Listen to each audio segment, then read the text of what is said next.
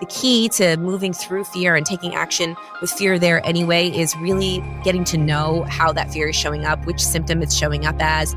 And right now we're talking about imposter syndrome, because at the end of the day, imposter syndrome is just a symptom of fear, right? Fear is telling us, please don't take action. And the way that it's telling us not to take action is saying, you're an imposter. Everyone's going to find out that you really don't know what you're doing. What if today was the day that you dared yourself to do what you've always wanted?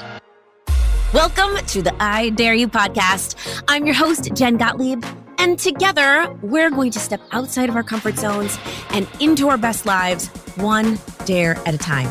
So come on, I dare you to dive right on in. Hi, fam. Hello. Welcome back to the I Dare You podcast. It's me, Jen, coming to you again from the closet, my nice, clean, organized closet. And here we are.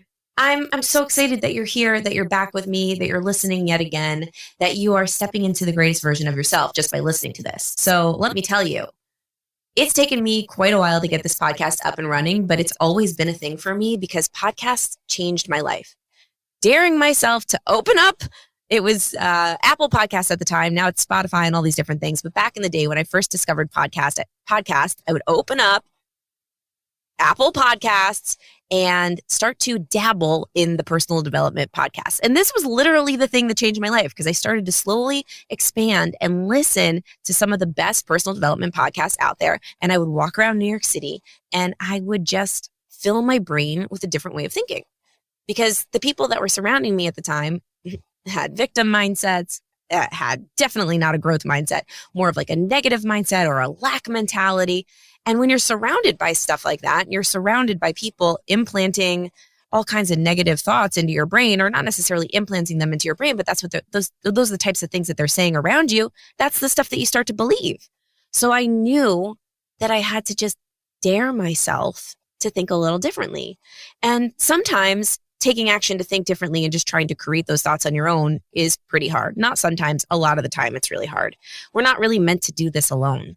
So I decided to dip my toe, and I didn't decide to believe 100% that I was going to completely transform by listening to podcasts and reading books. And I certainly didn't 100% believe that I really wanted to embrace any of this personal development stuff. I just believed a little bit more than I didn't.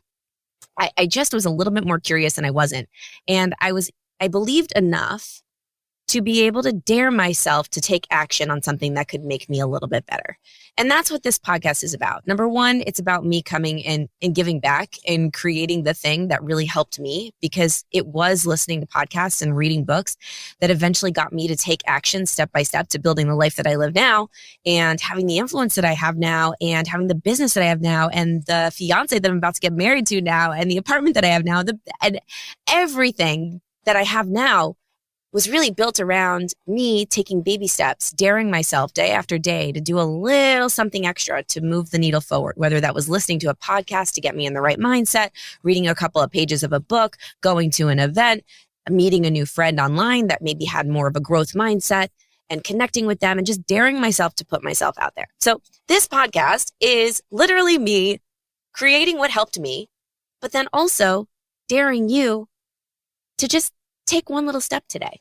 One little step. Is there one little thing that you can do today that's going to give your future self a gift, right? Are you investing in your future self? Are you investing every single day a little bit, like a little bit of coin, a little bit of confidence, a little bit more swagger, a little bit more productivity, a little bit more momentum? Are you investing in that?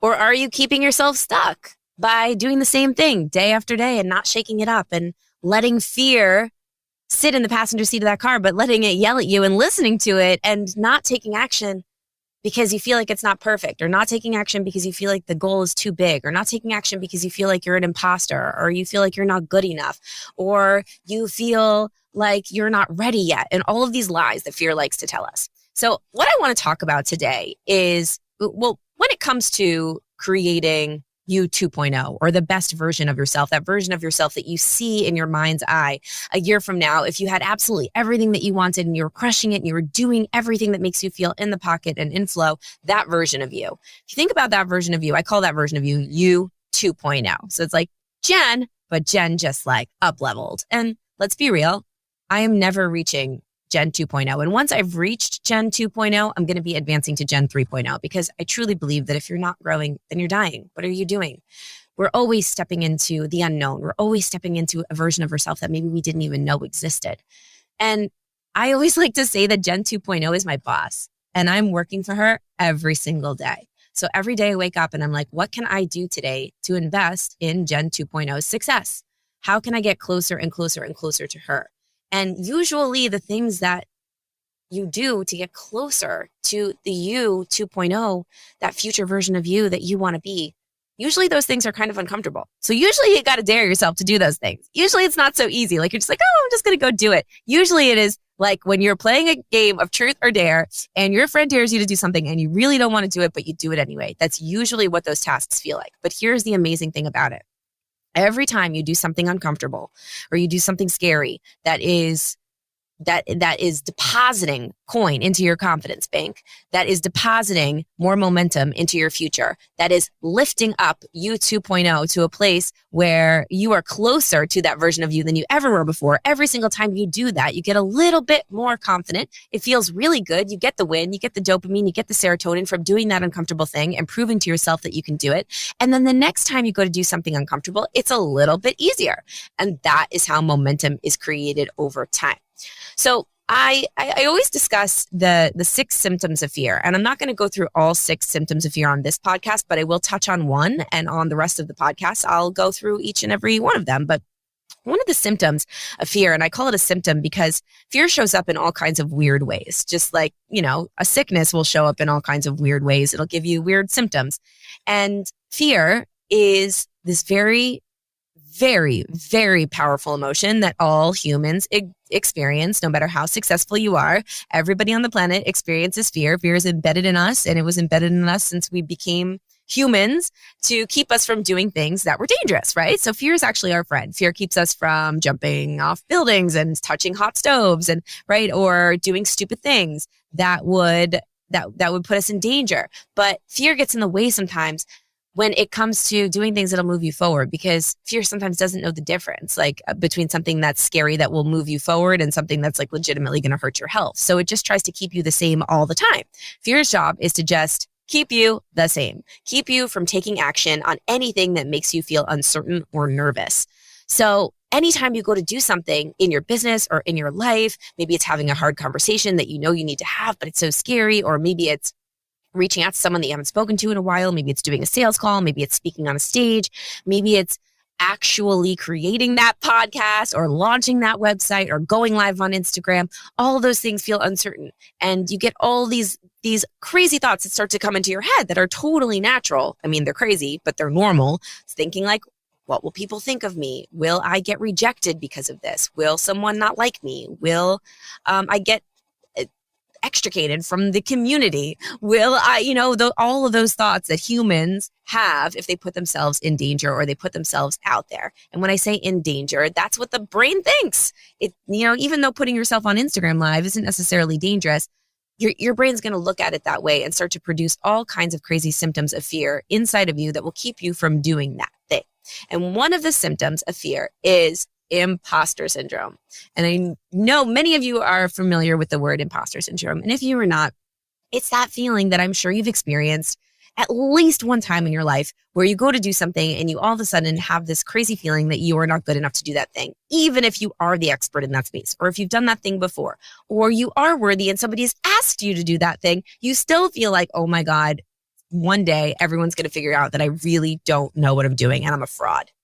It's that fear of being found out, that fear that you are not good enough to do that thing. And suddenly someone is going to say, you're not good enough to do that thing. Get off the stage or stop doing that. And I know for certain that everyone experiences imposter syndrome. And this is how I know. So I used to be on a show on VH1 for 5 years where I interviewed rock stars. And I got to talk to some of the biggest rock stars in the entire world, like people that performed in front of thousands and thousands and thousands and thousands of people in stadiums. You would think they're the most confident people ever. You wouldn't think they have imposter syndrome. But when they were on the TV show that I was on, they would go do their interview and then they would come off stage. These are some of the biggest rock stars in the entire world. And they would say to me, was that good? Was that good? Did I give them, was it okay? I'm like, oh my God, dude, you're like the biggest rock star. Like, you're Slash. Are you crazy? Of course. But they had imposter syndrome. Even the biggest rock stars in the entire world experience imposter syndrome. And so at that moment, I was like, oh my God, everybody must. So I must not be crazy to have these feelings that I'm just not good enough to be here sometimes. So I actually came up with this really amazing tool that I use to combat imposter syndrome. Now, I'm never going to say to get over imposter syndrome, because I truly don't believe that we can completely and totally get over it. I think it's something that's always going to be there. Fear is always going to be there. The key to moving through fear and taking action with fear there anyway is really getting to know how that fear is showing up, which symptom it's showing up as. And right now we're talking about imposter syndrome, because at the end of the day, imposter syndrome is just a symptom of fear. Right? Fear is telling us, please don't take action. And the way that it's telling us not to take action is saying, you're an imposter. Everyone's going to find out that you really don't know what you're doing. Right? And then that's going to keep us from taking action. That's one of fear's tactics, to keep us at a standstill. So how do we combat this imposter syndrome? How do we take action anyway, even if fear is screaming and yelling at us from the passenger seat of the car? Well, I have this tool, and it is called the Badass List. Now, I came up with this tool on accident when I was having a conversation with one of my friends ages ago. She was like my first accountability buddy in business. Her name's Tori. She's amazing. She probably will listen to this podcast, hopefully. Hi, Tori. And we were on one of our weekly accountability calls, and Tori said to me, she was about to launch a program, and she was launching it at a higher price than she'd ever done before. And to me, Tori was like the biggest badass ever in the entire world. She already had like the most beautiful website and all these programs, and she had already been coaching for a while and had a very successful business. And here's this girl on the phone with me. She's like, Jen, I can't launch this at this price. I absolutely can't do it. Who's going to pay this price for me? Really? She had massive imposter syndrome. And I was like, wait a minute, Tori, can we just like rewind? Because I was looking at this girl and I was like, you are the most impressive girl to me in the entire world, but just like, you don't believe it. And here's the thing. Many of us forget how great we are because we spend too much time looking at other people on social media and comparing our real life to other people's highlight reels, or our chapter 1 or chapter 5 to other people's chapter 20 or chapter 100. And that's what Tori was doing. So she just didn't feel worthy. So I was like, Tori, let's take a moment. Why don't you take out a piece of paper and I want you to write down all the moments in your life when you were a badass. Like, really think about it. Like, all the moments where you did something that was a hell of a lot scarier than this. And all the moments in your coaching career and your business career where you totally crushed it and you were completely and totally worth this amount of money. So she starts making this list, and she's writing and she's writing and she's writing. I'm like, oh my gosh, you're writing forever. See how big of a badass you are? And then she takes this. I'm like, let's play a game. Why don't you read the list out loud to me, but read it as if you're reading it about somebody else? So she starts reading this list as if she's reading about someone else. And I'm like, wow, that person's pretty damn impressive, huh? And she's like, yeah, they are. And I'm like, wait a minute, Tor, that's you. She's like, you're right. I'm a badass. I can totally do this. And sometimes we just need the reminder. And that's when the Badass List was born. So I created my own Badass List, and it started to help me get past imposter syndrome every single time I felt like I wasn't good enough to do something. And that's the key. Stop looking at other people's stuff and comparing yourself to somebody else. The only person you should be comparing yourself to is who you were yesterday. That's it. So what I want you to do today, my dare for you today, is to create your own badass list so that you can have it anytime you experience imposter syndrome. So I like to keep it in my phone and my notes, so it's always handy because you never know when imposter syndrome is going to rear its ugly head. And whenever you feel like you are not worthy to do something, I want you to pull out your list on your phone, your notepad, and I want you to read it out loud, okay? And this should be a list of every moment in your life when you felt like a badass, by the way. Like, side note, let's talk about the list. So any moment, it could be a business moment, a life moment, an accomplishment. Maybe you suffered from an illness and you overcame it. Maybe you ran a marathon. Maybe you climbed Mount Kilimanjaro. I don't know. Maybe you helped one of your clients and you saved their life. Maybe the first time you said, I love you to your spouse. and it was really hard for you to do, or maybe when you gave birth to your child, or maybe when you performed on stage for the very first time. I don't know. Whatever those moments are for you, when you felt like you were just on top of the world, like you were in flow and you were in your element, write them down. And then you're going to read them out loud as if you are reading about somebody that you're comparing yourself to on social media. So somebody that maybe this person is just like, you are looking at their highlight reel and you are just like in awe of them. Okay. And read it out loud and think about how great they are. And even maybe get jealous of that person and really be impressed by that person and marvel at that person. And then I want you to remember that that person is you. And if you can do all of those things, you are 1,000% worthy of absolutely anything you are going to do. You are a badass. And I need you to remember that, because it's not a yes or no question. It's just a reminder. It's just a reminder that you are. Sometimes we need to be reminded. Chris and I always joke, we say we work really hard to make our lives easy. And that means reminding each other and reminding ourselves all the time about the way we want to think in this world and the way that we want to maneuver through this world, because it's really easy to get wrapped up in the day-to-day and forget all the tools and the strategies that we learn, forget how great we are, forget that fear likes to lie to us, and forget that done is better than perfect, and forget that gratitude solves everything. It's easy to forget, and that's okay. But that's why we have podcasts like this. This is why I'm creating this for you, so you can flip it on in the middle of the day and get that reminder.